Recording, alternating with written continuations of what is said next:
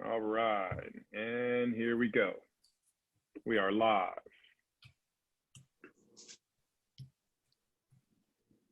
Give it a few minutes to allow people to enter the room. Numbers are going up. Clyde, did you get Starbucks for all of us? I tried to. Just couldn't figure out how to get it to you. I know. You're gonna be a millionaire. You figured that one out. All right, everyone. Thank you for joining us this Wednesday. A little bit earlier time slot, but we have the pleasure of having Miss Michelle Akers. I'll put up a little PowerPoint as more people come on.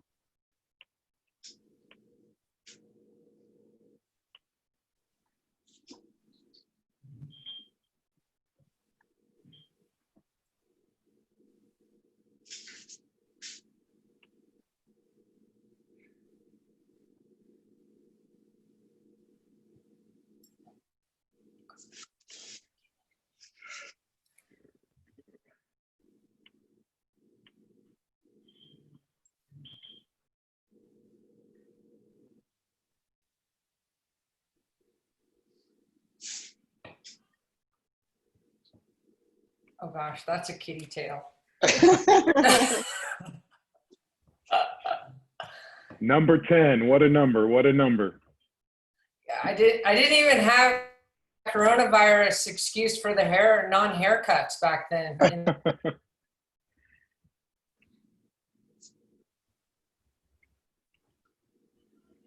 It did not play my video.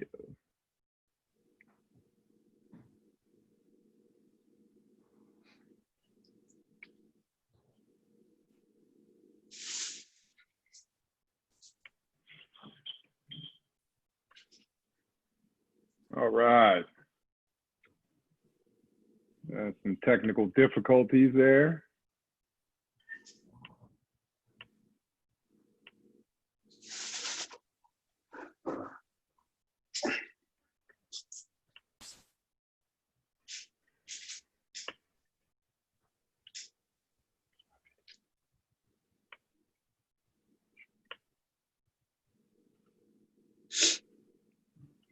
All right.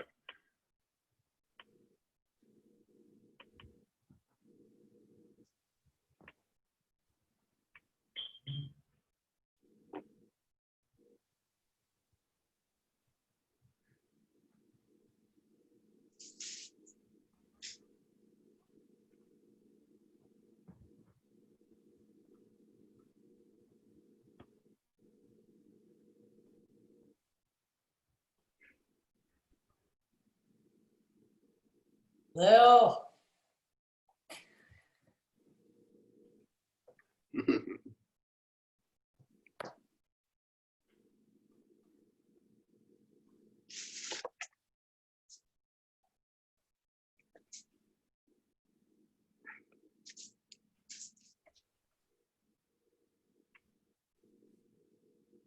Okay, so Mish,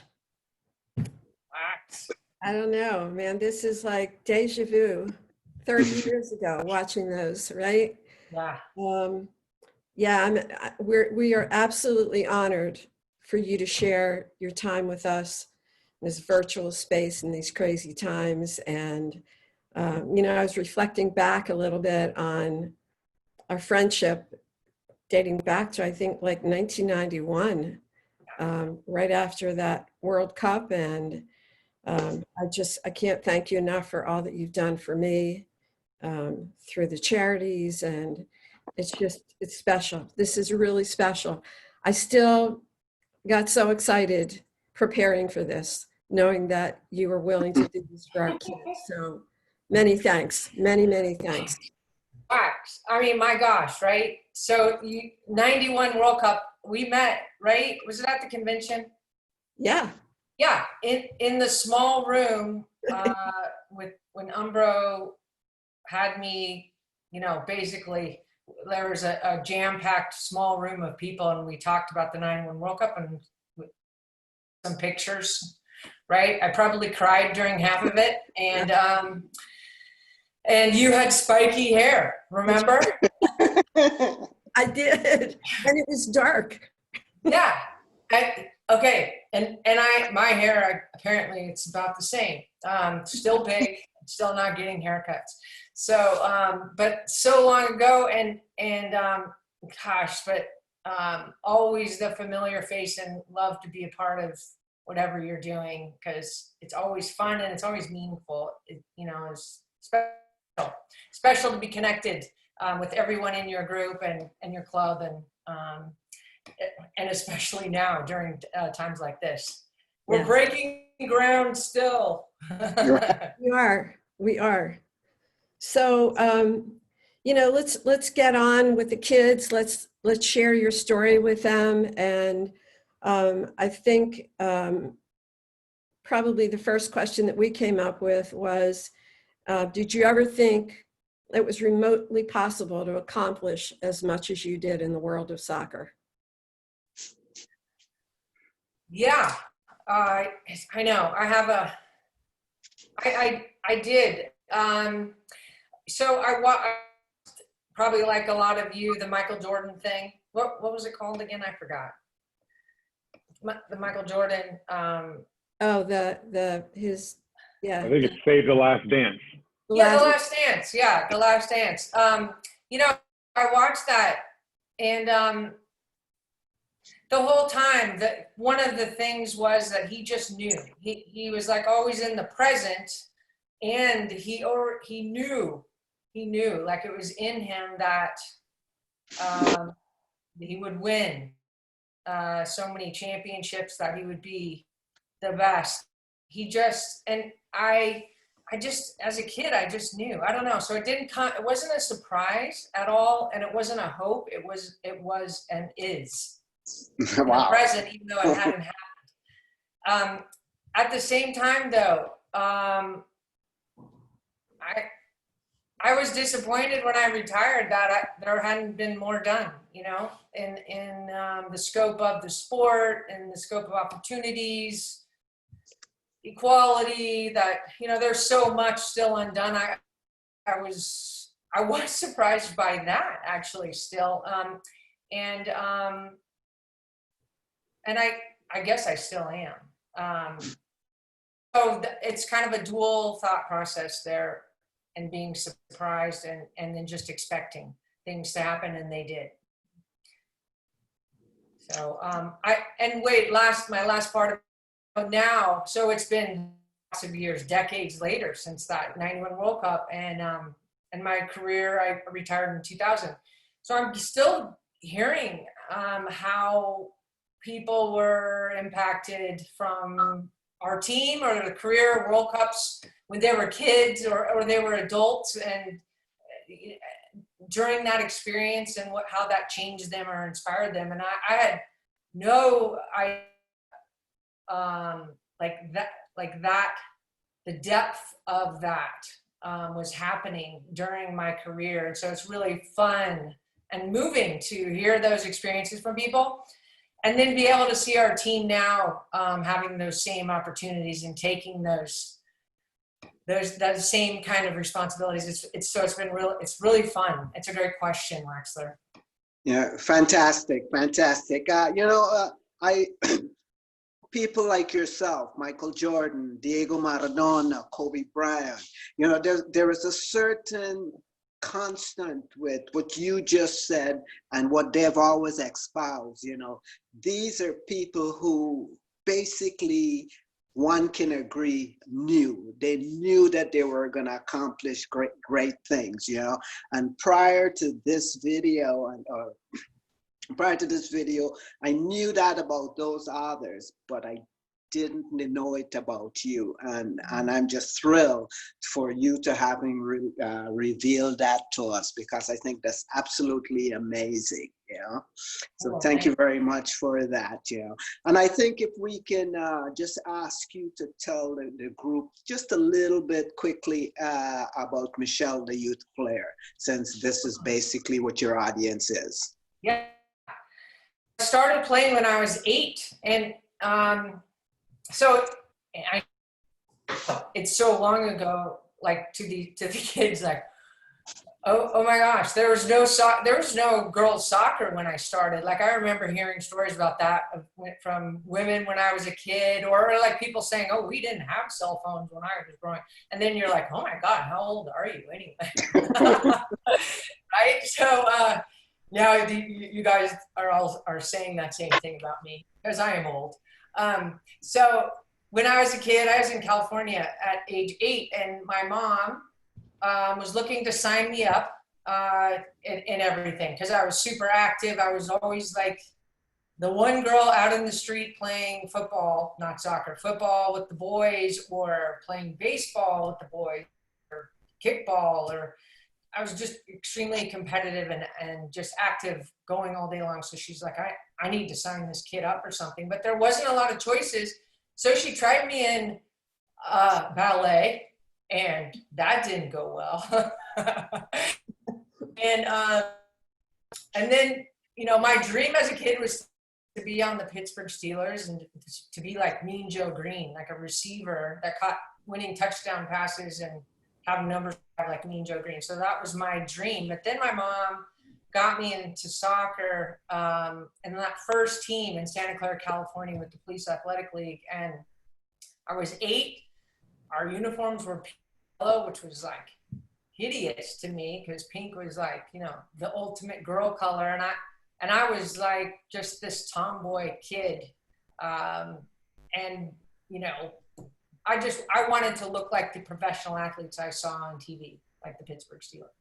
So I was put in goal. We lost every game. I hated soccer. I cried after every goal they scored on me.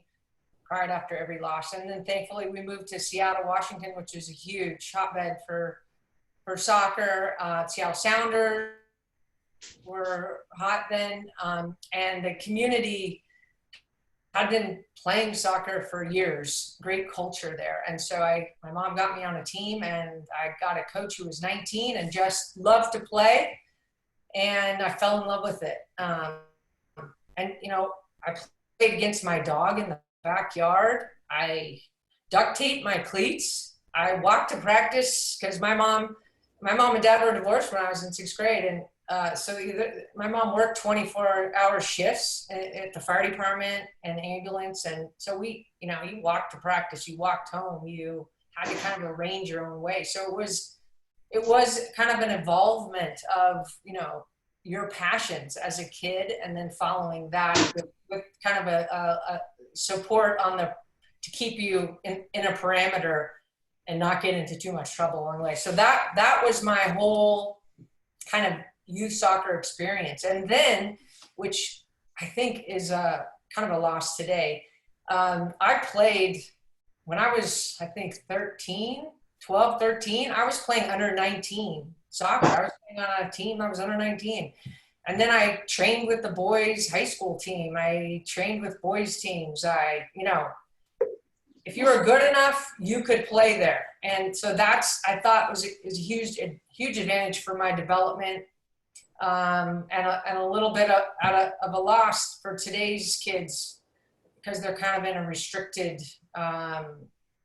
area of competition. So it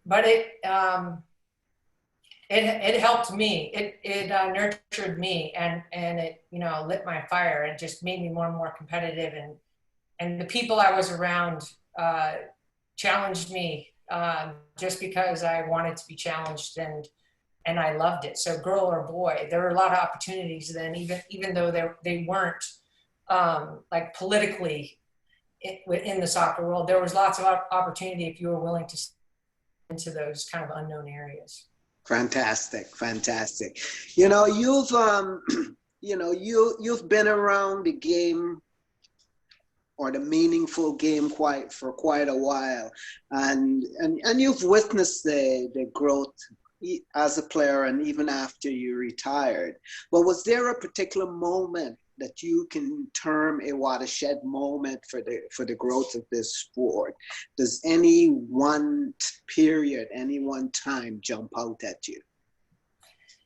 Well, from my era, you know, Seattle Sounders, the NASL, the New York Cosmos, for me, they were huge. I'm not like a fan type either. I rarely watch sports on TV unless it's like the World Cup or the Super Bowl or US Open, and the finals for tennis. I only like to watch the final stuff, so I don't watch a lot. But the Cosmos, the Seattle Sounders, NASL days, those guys had a huge impact on. I don't know, Pele, obviously. He was like, whoa, oh, did you see what that guy did? Ball, or my God, there's 6 people chasing him, and they can't catch this guy. So Pele was amazing. Dave Gillett, the Seattle Sounders, a Scottish guy. Right. That was my favorite number because of him, and he was like great in the air. He was so tough defensively. I like picked apart pieces out of everybody's game in the NASL and put them into mine. So for me, and I think a lot of US players, guys and girls at every age, the NASL was a breeding ground for dreams. And then for the women, I think, Anson Dorrance he saw the opportunity before anybody saw it. He was the one who said the US could be the best in the world in women's soccer.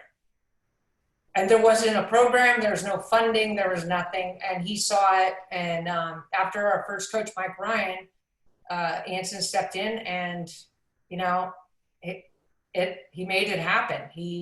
His dream became a collective dream for a lot of girls like me who just wanted to play because they loved the game. And so I think those NASL and then that 91 World Cup, I think that was like one of the turning points for me, for women's soccer and for men's soccer.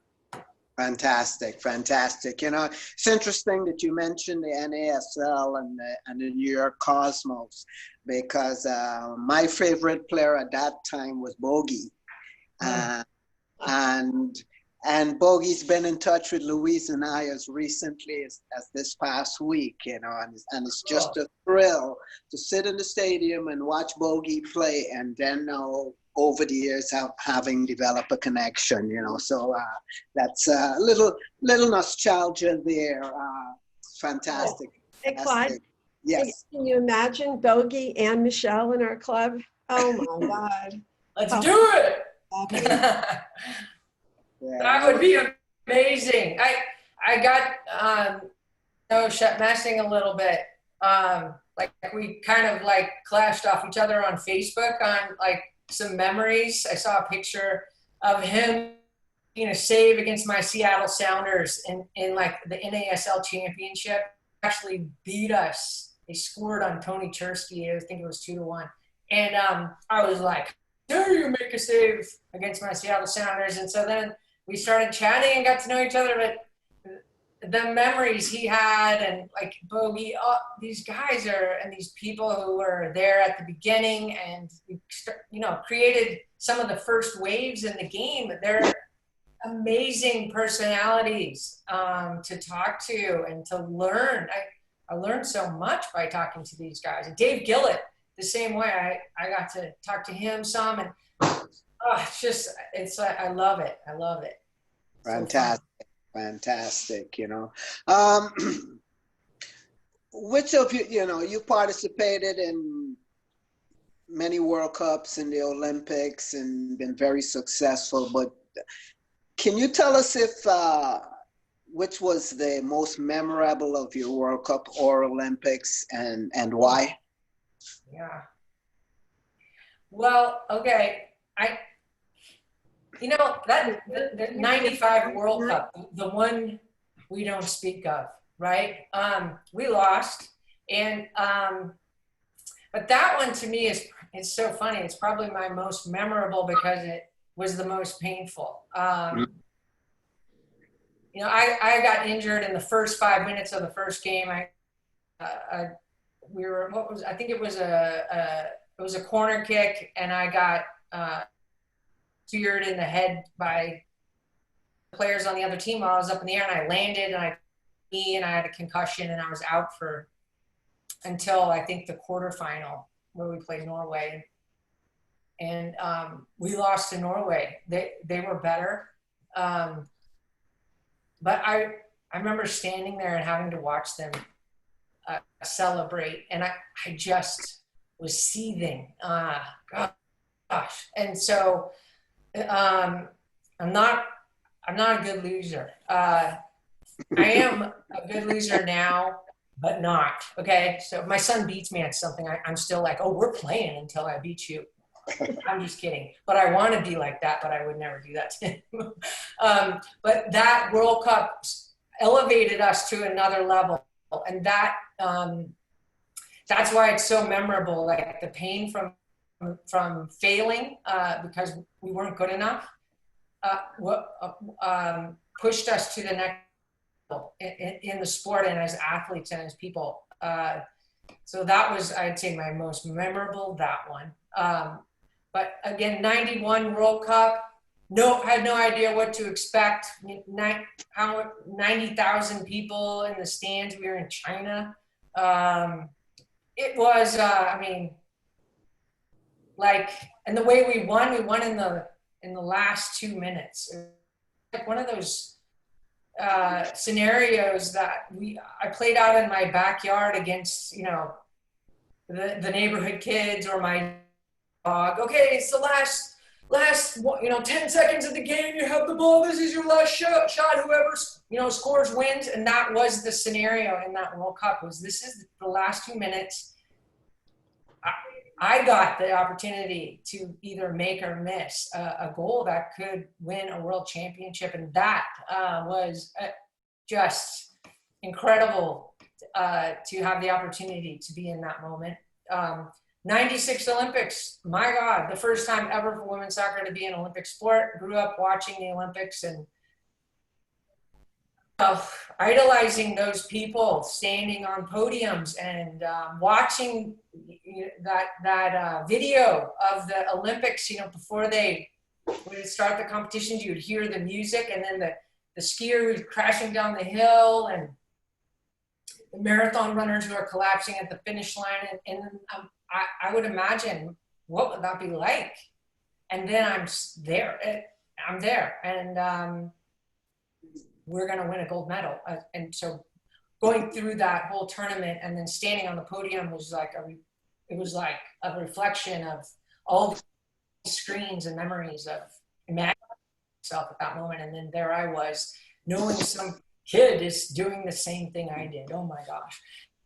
And then 99 World Cup too, that World Cup, they're kind of all made history. And so that in and of itself was, we knew that when you're walking into these World Cups or Olympics and it's historical, you are aware of that. And so that 99 World Cup was the first, Women's World Cup was hosted in the US. It was a record for lots of different things. And then winning it in the way we did, there's with the Michael Jordan thing, The Last Dance, everyone's gunning for him.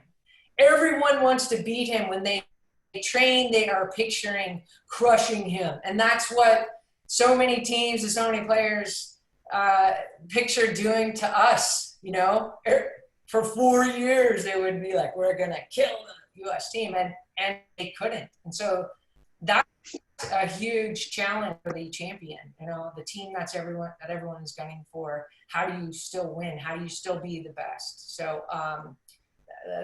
that World Cup and the character of my team, Tony, who you're showing, he's no longer with us. So that now it's like, as the years go, it becomes even more memorable because the people around you, their lives have changed, or they're not with us here anymore. And so you are like, at least for me, I'm like, wow, that was holy, wow, that was incredibly special. Enter, and there's my cat's tail. Fantastic. If I sit down, I am covered in animals almost instantly. I have a question. From that '99 World Cup, you were taken off the field, Yeah. exhausted, couldn't play, in the locker room on IV fluids. Randy scores the winning penalty kick. We go on to win. It was an unbearably hot day, as I recall.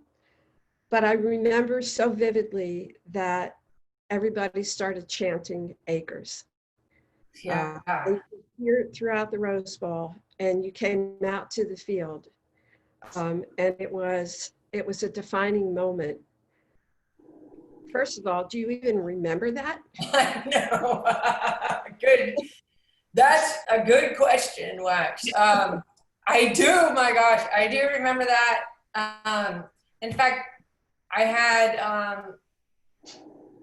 I had to like get past President Clinton's bodyguards to get out there, and I remember just like I'm half delirious and bumping up against these massive giant men. I got to get out to my team. I got to get out to my team, and then I get out there and I battled these massive security guards, and yet there's Amanda Cromwell, who was my teammate on the national team for years. She was there as a spectator. She just was down on the field, and I'm like, how did I just jump down? What? So she's magic. So Amanda Cromwell's down there, and I'm standing on the field with Amanda and our team doc, and in the middle, and the team's running around taking the victory lap, and so I'm watching, and it was so cool. Just an overflow of emotions to see it, to kind of like be a part of it, but also step back and just watch it. And then Amanda says, "Mish, listen."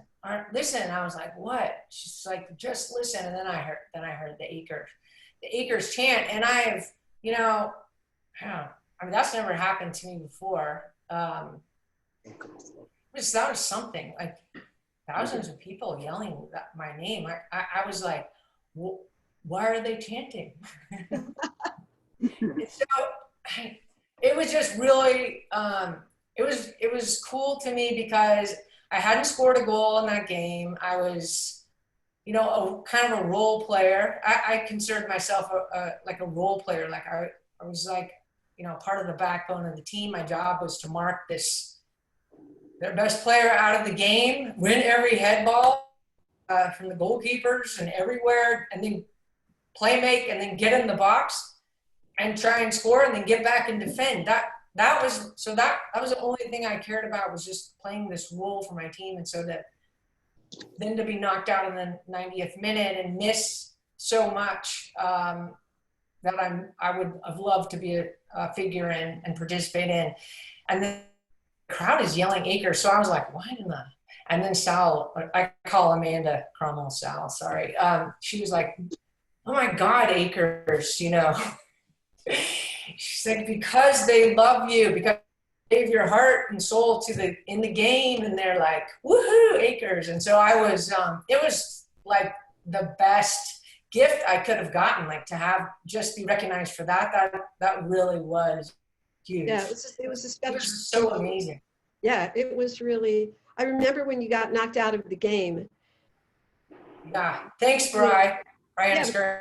Right, but the playing field, I mean, everybody, in the stands were like, the game changed. I mean, your presence off the field was like, okay, we need to win this game, and Michelle's not here. I remember that vividly. And, I remember that night at the Nike party when you walked in, and I don't even know that you remember that party, but you were so beat up. It was pretty amazing. Yeah, I mean, I remember going off the field, but I knew we would win. Like, it wasn't, we talked about that knowing part, and I knew we would win. And I think that's what our team, that 99 team, who was the core of the World Cups prior, we were so strong collectively. So I never thought one player could ever, you know, cause us to lose. If we lost, I always knew that if I went down, there was others there. We were prepared. We were a great team, and that's why we were good for so long. So that leads me to like, was fighting chronic fatigue syndrome, was that like your biggest battle as a player and in life? It definitely was. It sucked. It was hard. It was again. I mean, it changed me. It changed me. I had to go from being this player who could do anything I wanted, like I felt like I had no physical limitations, to God, I can barely go grocery shopping without having to lay in my truck, you know, for afterwards. I was so sick. So how do I reconcile this, you know? But I'd also gone through a lot of surgeries on my knee and, you know, broke my face and shoulder. So lots of, so I knew, I kind of had a map on how to navigate through it for so long, so many years, and still wanting to play soccer and contribute to my team. So, you know, over time, like over these years, what I've discovered the biggest challenge has been is actually, sadly, U.S. soccer and the higher powers of soccer around the world, and just kind of the culture mentality of limiting female players. That has been and most puzzling challenge of, I think, as I walk the planet. Why are some people limited based on leadership beliefs? So I you know, injuries and illness and some really good tough Norwegian players and Brazilian players and all these incredibly tough opponents and challenges. That still is the most mind-boggling obstacle for me. Yeah. Okay. All right. We're gonna get a couple of questions here in as quickly as we can. And one of the questions from one of the audience is, which coach pushed you the most? Oh, wow. Okay. Which coach? You know, Anson.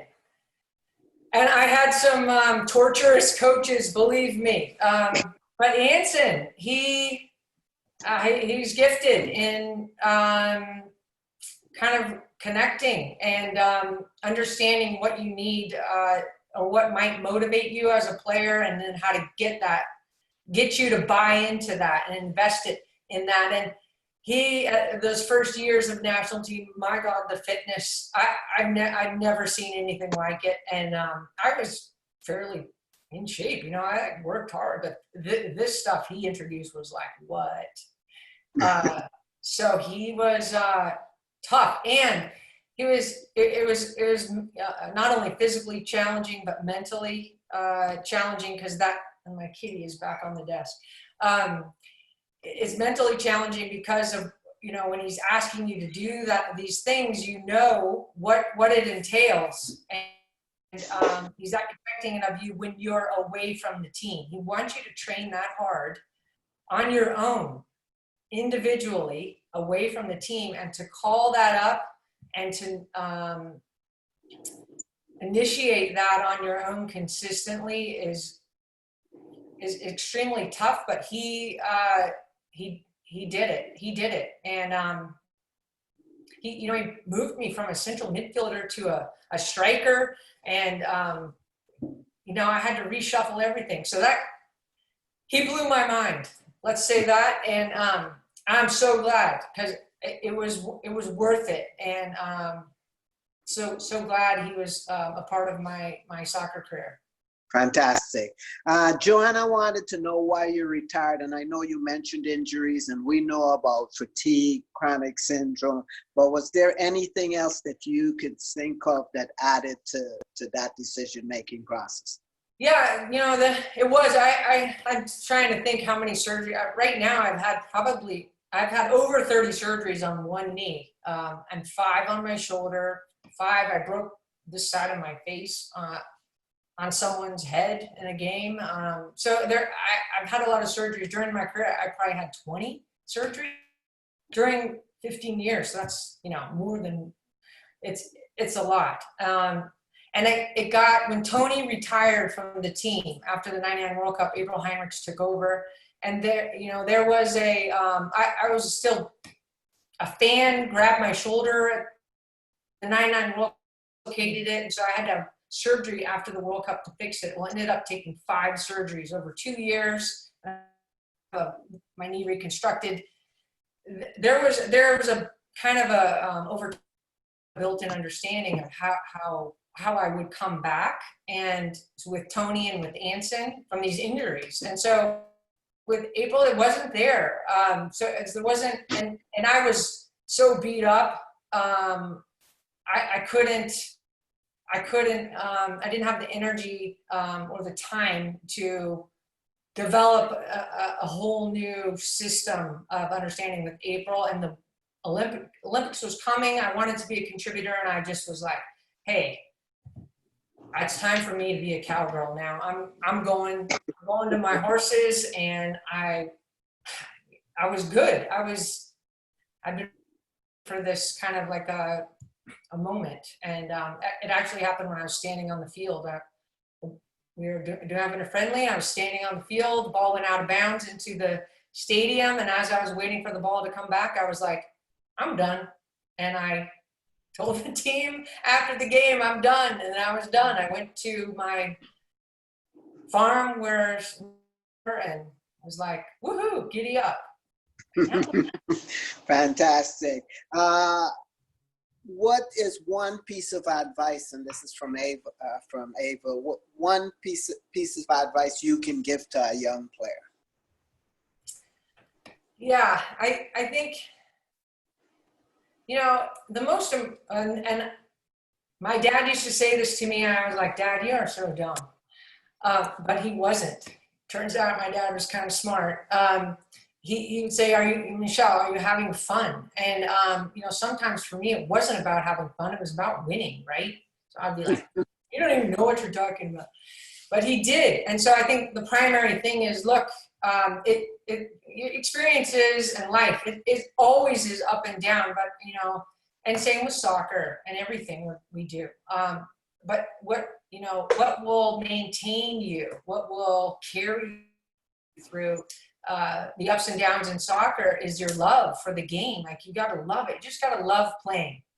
And if you don't, it's not, you won't excel, you won't thrive. And it's more about the person than you are there too. So you got to love it. And be yourself. You know, being yourself takes kind of time to get to know who you are. So you gotta like try different things, and maybe I'll be a good forward, maybe I'll be a good midfielder, maybe, you know, I love to take the PKs that win World Cups, and maybe I hate taking those PKs because it's too nerve-wracking. So you gotta take the time to find out who you are and take the risk of that. And every time you find out what you're not, you're finding out who you are, and so I think those two things is just be who you are, find out who you are, and love the game, and have fun. I know I'm quoting my dad. Have fun. Fantastic. Louise, you know, you can step back in here and continue this wonderful conversation. You know, I'm so thrilled. But before I hand you back to Louise, Sun Wei, Chinese player. Yeah. And just that open-ended question, thoughts? About her. So yeah. Oh, well, I had to mark her. I played against her for a long time. And it was fun because it was so hard. Okay. So I love those players that challenge me all the time. In practice, I used to choose to play against Linda Hamilton because she beat the crap out of me, and I wanted to be better at avoiding that. Joy Fawcett, because she was just better than me at everything, faster, better, smarter. Sun Win was one of those. I wish I had a chance to play against her every day because she's incredibly smart.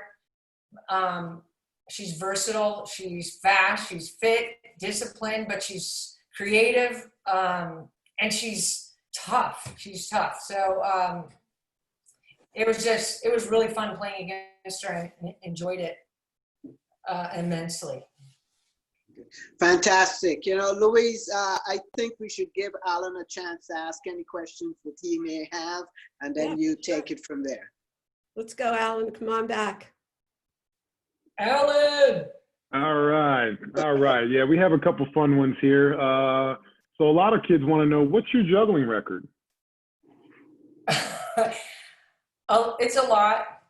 1,000. How funny, because I am so bad. People ask me, how many caps? I don't know. How many goals you just won? I don't know. I can't remember. I don't know. But there was a story from when I was a kid in Seattle. I went to this camp, Northwest Soccer Camp, that I loved, and we'd spend hours juggling. And there was a juggling contest for the camp, and the goes. I juggled and juggled and juggled, and everyone went in because it was time to eat lunch, except for me and Cliff McCrath, who was there counting, and he said, finally, okay, Michelle, everyone's hungry. Let's go. And so I dropped the ball. I have no idea how much it was. It was like over 2,000. I can't remember though. You had no problem keeping it in there then, huh? I practiced, right? I loved it. I juggled against my dog. I juggled against my house. I, broke windows juggling. So I don't suggest that, kids, by the way. But, I just practiced. I made a game out of everything and challenged myself and everything. Played basketball, juggling. So that's what we did, Excellent. What is one thing that you could give as advice whenever kids are transitioning to different levels? So adapting to the different speed of whatever level, whether it's a youth going into college or a college player going into a professional environment. Yeah, most of us, we strive to get comfortable, we want to be comfortable, but this is, when I was a player, it was always Anson. This is Anson Dorrance. Learn to like being uncomfortable. And so I would make myself and put myself in training situations that I hated, that were totally uncomfortable. So as a midfielder, I was a playmaker. I like to pass. I loved that. I could score goals as well, but then Anson put me up front, and I was a striker, and I had to learn how to, be great at 1v1s. I hated them. They were so uncomfortable. And so what I did was I made myself, every day away from the team, I had my group of soccer guys, and I would say, okay, guys, this is what we're going to do. We're going to do 1v1s. And they were faster than me, stronger than me, not better, but they could beat me easily because they were just physically out of my league. So I did that day after day after day for months until I just was fine. I was like, what else you got? Okay. And so I think that's the key, is preparing yourself ahead of time by putting yourself in those uncomfortable training situations in the things that you're horrible at, right? So goal scoring, dribbling, taking on, whatever, your fitness, the things you're afraid of, don't want to do, immerse yourself in it. And then play against people that are better than you off the top, and ask them and ask others you trust, what can I do to be better? And don't defend yourself. Take it in as like the opportunity. It's an opportunity to learn, to be better, and then work at it. It's a gift, and a lot of people don't necessarily want to take that route, and I think it holds you back. So if you can like open your mind and try one little thing at a time, then you'll go, oh, and then you'll try a little bit more, and then a little bit more, and then you'll develop this mentality, a fearless mentality, to grow and develop. Fantastic. That's great advice. Yeah. And Louise. So, yeah, so Mish, I want to change a little bit off soccer. I know that we have like 5 minutes left with you. Tell us about the horse rescue and outreach. I know that it's a passion, and I also know that you're continually looking to raise funds to keep it going, and I think it's important that you share with our kids and our families what you're doing with your life now. Thanks. Thanks, Wax. So Michelle Akers Horse Rescue and Outreach is what I call it. And it's a C3. I've been doing it for 12 years now, I think. Rescuing, horses, dogs, goats, a pig once. I was always the kid who liked, who saw the squirrel who fell out of the tree, and then I tried to save him, bring home the cat, so I just, I thought I can do one to change the situation for this one horse's life that I came across. And she was, starved. It was so sad.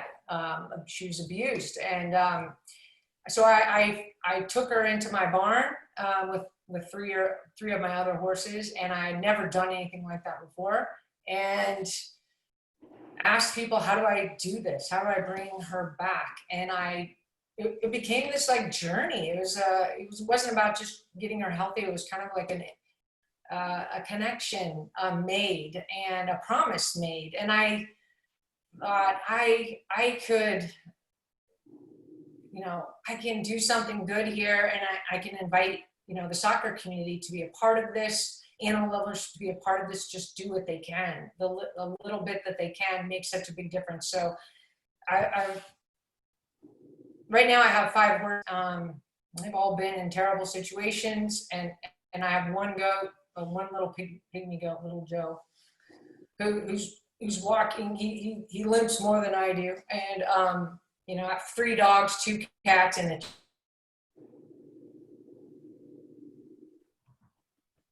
it's what makes me get up in the morning, aside from my son, right? But they're all these guys are my heart. So it's just become an incredible privilege to help put these animals who have no voice and are in such terrible situations. It's such an honor to be like able to bring them back into their beauty again, into who they are.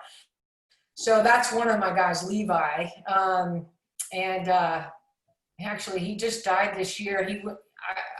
One of my neighbors in Florida took him and another horse, and they had him for 15 years, and he just died of old age. That's Zoe, that black horse.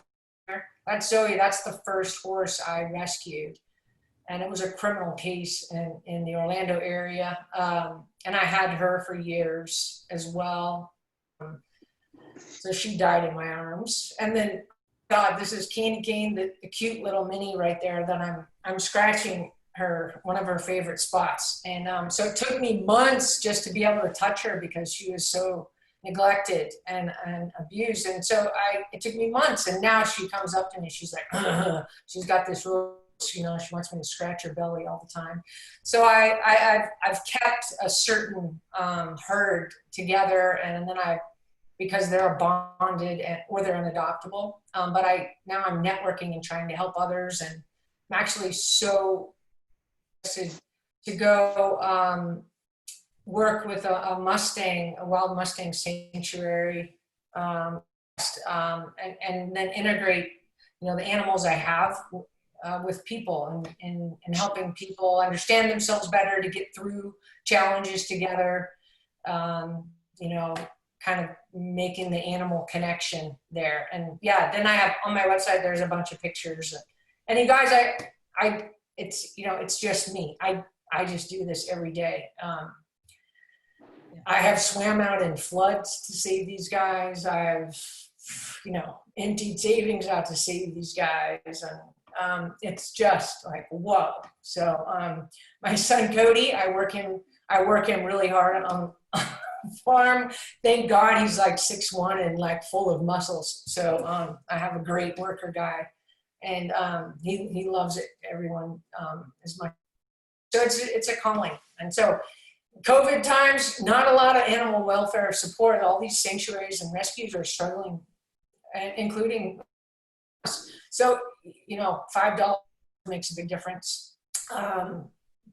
Resources make a big difference. So if you want to donate to me, I'm in. I help other rescues and sanctuaries too, but if there's somebody local and you can afford to give something, $1 a month, it's a big deal. It's a big deal to these people who give their love to take care of the ones that need it the most. So thanks for Wax for letting me tell you about it. Yeah, no, it's awesome. And I'm going to wrap it up with, so I know that, Clyde, I was telling Clyde that Mish has a soccer field on the farm, right? I did have one. Yes, I did. Then I had too many horses, and I let it be overrun for the horses. Whoa. So yeah, but we could mow it. We could mow it. Are you still doing the camp? No, I'm not doing. No, I stopped. My knee. There's a lot of surgeries on my knee and my body. I just can't be out on the field all day like that. So with the animal stuff, that is basically. And now Sean T is killing me right now on those videos. Oh my gosh. So that's kind of what I'm saving my energy for. And now I'm doing more and more of this, talking to teams and individuals virtually, and trying to help players continue their development, coaches to be inspired, to plug in differently with their kids. And, because how we grew up in the old days, there's a lot of resources and ideas and things you can do. So I'm happy to help. It's great. And that's why I was so excited when you asked me. Aside from loving you to death, I was happy just to kind of be able to give back to the soccer community. You're still the best. So thank you. Yeah, we'll bring some kids down to work the farm, help you out. Thanks. There you go, Clyde. Get your cowboy boots out. Alan, let's go. All right. Try to farm it up. I'm down. Farm it up, baby. Yeah, I know we're on the clock, Louise, and Michelle has been gracious to spend this time with us. So let's make sure that she gets back to her next calling. But on behalf of the MYS and all the soccer people that we know and all the soccer people that we will eventually meet, I'd like to thank you for sharing your experiences.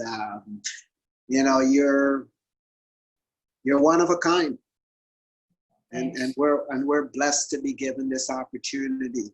And those of us that don't understand that today, eventually over time they will. Thank you.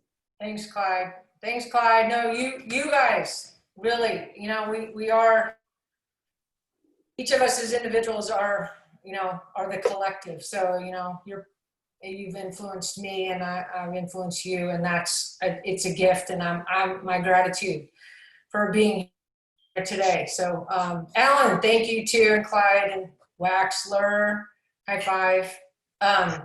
Thanks, guys. Really appreciate you. it. Thank you very much. It was a pleasure. Yeah. Thanks. I hope everyone has a great day. Bye, everyone. Have a great You day too. out there. Best of Thank luck and stay you. healthy. Thank you. Bye. Bye.